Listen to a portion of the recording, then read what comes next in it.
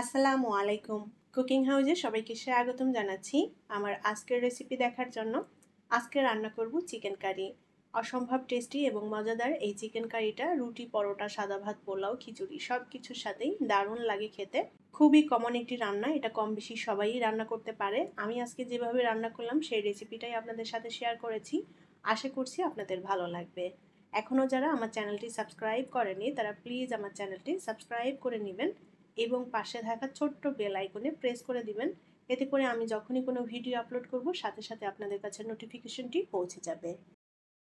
রান্নার জন্য প্যানে আমি 3 টেবিল চামচের মতো তেল দিয়ে দেব। এই রান্নাটা সরিষার তেল দিয়েও করে নেওয়া যাবে। এখন তেলের মধ্যে দিয়ে দেব পেঁয়াজ কুচি 1 কাপ পরিমাণ। পেঁয়াজটাকে আমি লাল করে ভেজে নেব। অল্প আঁচে নেড়ে চেড়ে পেঁয়াজটা আমি লাল করে ভেজে নিয়েছি। এখন এই ভাজা পেঁয়াজের মধ্যে দিয়ে দেব পেঁয়াজ বাটা। আমি এখানে মিডিয়াম সাইজের 2টা পেঁয়াজ বেটে নিয়েছি। আর দিয়ে দেব আদা এবং রসুন বাটা। আদা এবং রসুন বাটা 2টা মিলিয়ে আমি 1 টেবিল চামচ পরিমাণ নিয়েছি।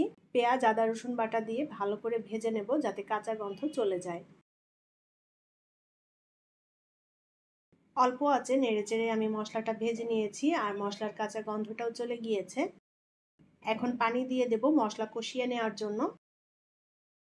লবণ দিয়ে দেব স্বাদ অনুযায়ী। আর দিয়ে দেব শুকনো মরিচের গুঁড়া 1 চা চামচ পরিমাণ, জিরার গুঁড়া 1 চা চামচ পরিমাণ, ধনিয়ার গুঁড়া 1/2 চা চামচ, হলুদ গুঁড়া দিয়ে দেব 1/2 চা চামচের একটু কম পরিমাণে।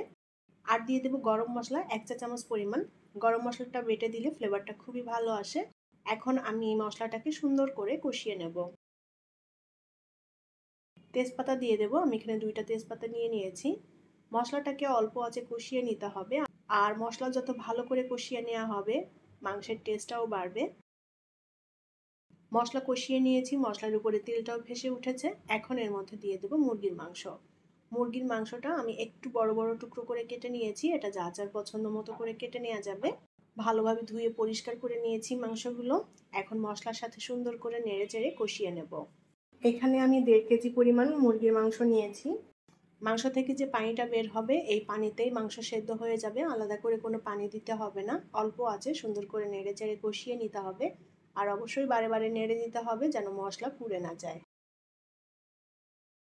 আমি প্রায় 10 মিনিটের মতো সুন্দর করে নেড়ে চেড়ে মশলার সাথে মাংস কষিয়ে নিয়েছি। আর মশলাটাও বেশ ভাজা ভাজা হয়ে গিয়েছে। এখন এর মধ্যে আমি দুধ দিয়ে দেবো। আমি এখানে গরুর দুধ নিয়েছি। আর গরুর দুধটা জাল দিয়ে আমি 2টা বলক তুলে নিয়েছিলাম আগে থেকেই। দুধটা পরিমাণ মতো করে দিয়ে দিলাম। যে যতটা ঝোল রাখবেন সেভাবে দিয়ে দিতে হবে। এখানে দুধের পরিবর্তে পানি দিয়েও রান্না করে নেওয়া যাবে, তবে এই চিকেন কারিটা দুধ দিয়ে রান্না করলেও খুবই মজার হয়। আমি আরও 10 মিনিটের মতো রান্না করে নিয়েছি মাংসটা। আর এখানে একটু ঝোল ঝোল রাখবো, যার যার পছন্দ মতো এখানে ঝোল রাখা যাবে। এখন এর মধ্যে দিয়ে দেব গরম মশলার বাটা 1 চা চামচ পরিমাণ। আর দিয়ে দেব ঘি 1 টেবিল চামচ পরিমাণ। ঘিটা দিলে খুবই সুন্দর একটা ফ্লেভার আসবে। এখানে ঘি কেউ না দিতে চাইলে এটা বাদ দেওয়া যাবে, টোটালি অপশনাল। আর দিয়ে দেবো কয়েকটা কাঁচামরিচ, কাঁচামরিচের সুন্দর একটা ফ্লেভারের জন্য। আলতো করে নেড়ে চেড়ে মিলিয়ে নেব আর ঝোলটা কিছুটা টানিয়ে নেব। চুলার আঁচ এখন অল্প করে দিয়ে আমি ঢাকনা দিয়ে ঢেকে মাংসটা চুলার উপর কিছু সময় বসিয়ে রাখবো। তারপরে এটা নামিয়ে নিয়ে পরিবেশন করব। আমি 10 মিনিটের মতো অল্প আঁচে চুলার উপর বসিয়ে রেখেছিলাম মাংসটা। চুলার সুইচটা আমি অফ করে দিয়েছি।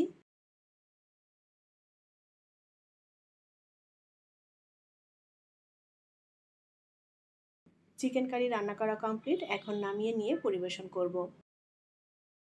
তৈরি হয়ে গেল দারুণ সুস্বাদু এবং মজাদার চিকেন কারি। এই চিকেন কারিটা রুটি, পরোটা, সাদা ভাত, পোলাও, খিচুড়ি সব কিছুর সাথেই দারুণ লাগে খেতে। আশা করছি ভালো লেগেছে আমার আজকের রেসিপি। আমার রেসিপিগুলো যদি আপনাদের কাছে ভালো লেগে থাকে তাহলে প্লিজ লাইক, কমেন্ট এবং শেয়ার করবেন। পরবর্তী রেসিপি দেখার আমন্ত্রণ জানিয়ে আজকের মতো বিদায় নিচ্ছি। আল্লাহ হাফেজ।